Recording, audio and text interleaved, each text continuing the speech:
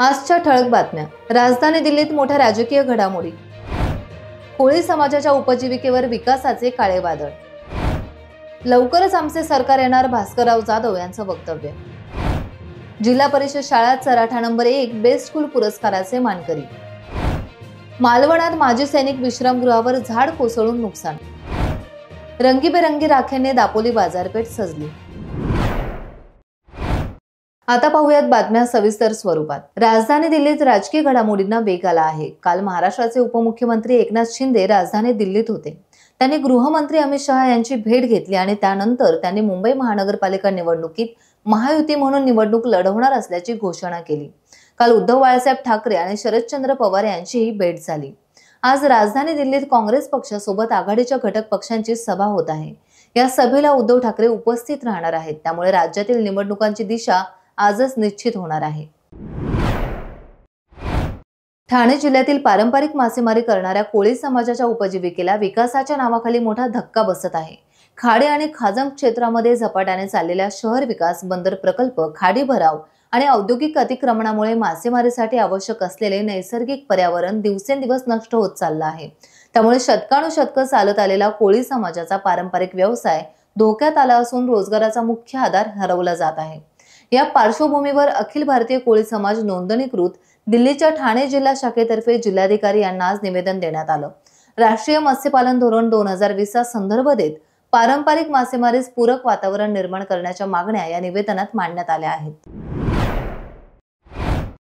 शिवसेना पक्षाचे आमदार भास्करराव जाधव यांनी आयोजित केलेला हेदवगड गुहागर येथील मेळावा लक्षवेधी ठरला।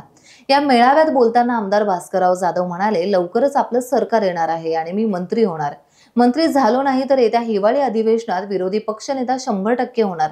तसेच या मेळाव्यात दापोली खेड विधानसभा मतदारसंघासाठी सहदेव बेटकर यांची उमेदवारी आमदार भास्करराव जाधव यांनी जाहीरच करून टाकली। पाहूयात ते काय म्हणाले।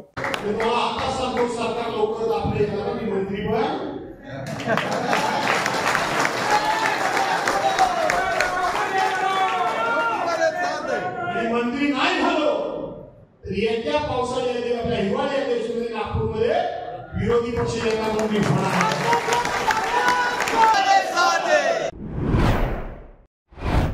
जिल्हा परिषद पूर्ण प्राथमिक शाळा सराठा नंबर 1 हिला पीएमसी अंतर्गत बेस्ट स्कूल म्हणून प्रथम क्रमांक मिळाल्याबद्दल शिवसेनेचे जिल्हाप्रमुख संजू परब यांनी शाळेतील शिक्षकांचं अभिनंदन केलं आहे। शिक्षकांच्या अथक प्रयत्नांमुळेच हे यश मिळाल्याचं सांगत परब यांनी सर्व शिक्षकांचे पुष्पगुच्छ देऊन कौतुक केले। तसेच मुलांना खाऊ वाटप करून आनंद व्यक्त केला। यावेळी बोलताना संजू परब यांनी शाळेला लागेल ती सर्व मदत करण्याचं आश्वासन दिलं आहे। शाळेतील शिक्षकांनी काही समस्या मांडल्या होत्या, त्यात शाळेची बाहेरील संरक्षक भिंत धोकादायक अवस्थेत असल्याचं म्हटलं गेलं। यावर परब म्हणाले की निधी उपलब्ध झाल्यास त्या माध्यमातून भिंत बांधण्याचा प्रयत्न केला जाईल, अन्यथा स्वखर्चाने ही भिंत बांधून देण्याची तयारी त्याने दर्शवली आहे। शाळेला पहिल्या नंबरमध्ये प्रयत्न केला, त्यांचं मनापासून मी अभिनंदन करतो।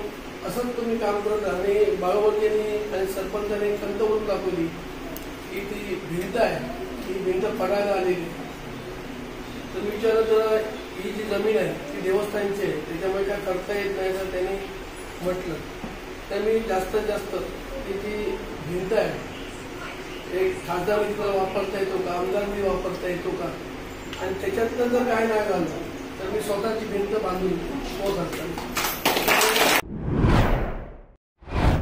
मालवणात कोसळलेल्या मुसळधार पावसात मालवण बांगीवाडा येथील माजी सैनिक शासकीय विश्रामगृहावर बाजूच्या जागेतील भले मोठे चिंचेचे झाड कोसळल्याची घटना घडली। यावेळी विश्रामगृहात कार्यरत असणारे कर्मचारी थोडक्यात बचावले। या दुर्घटनेत विश्रामगृहाच्या इमारतीचे सुमारे 20 लाख रुपयांचे नुकसान झाले आहे। यामध्ये छप्पराचे आणि 2 खोल्यांचे मोठ्या प्रमाणावर नुकसान झाले। यावेळी विश्रामगृहातील एका खोलीत कार्यरत असलेले विश्रामगृह अधीक्षक अमर रेवणकर, कर्मचारी गिरीश वराडकर, गोविंद गोसावी यांना सुदैवाने कोणतीही दुखापत झाली नाही। ते सुखरूप खोलीच्या बाहेर आले। याबाबत माहिती मिळताच तहसीलदार वर्षा झालटे यांच्या सूचनेनुसार शासकीय अधिकाऱ्यांनी घटनास्थळी धाव घेत पाहणी केली। मंडळ अधिकारी पीटर लोबे आणि श्री दळवी, पोलीस कर्मचारी सुशांत पवार यांनी पाहणी करत पंचनामा केला।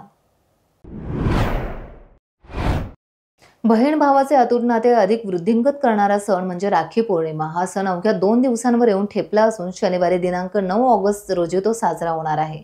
या निमित्ताने परंपरेला स्पर्श देणाऱ्या साध्या राख्यांपासून ते कार्टून, स्टोन, कढई केलेल्या डिझायनर राख्यांपर्यंत दापोली बाजारपेठ रंगीबेरंगी राख्यांनी सजली असून दुकाने आणि स्टॉल्सवर बहुरंगी आणि आकर्षक राख्यांची रेलचेल पाहायला मिळते। या राख्या खरेदीसाठी महिला वर्गाची लगबग सुरू आहे। विविध रेशमी धाग्यांनी, मणी, खडे यांनी सजलेल्या राख्या दुकानांच्या दारात, फुटपाथवरच्या स्टँडवर दिमाखाने डोलताना दिसत असून या राख्या खरेदी करण्यासोबतच त्यांची विविधता पाहण्याचा आनंद घेण्यासाठीही दुकानांसमोर आता गर्दी होतीये।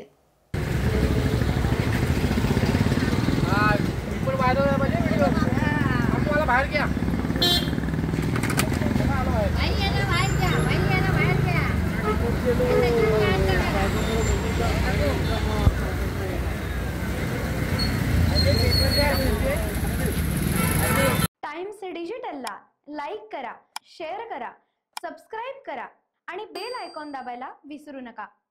Times digital.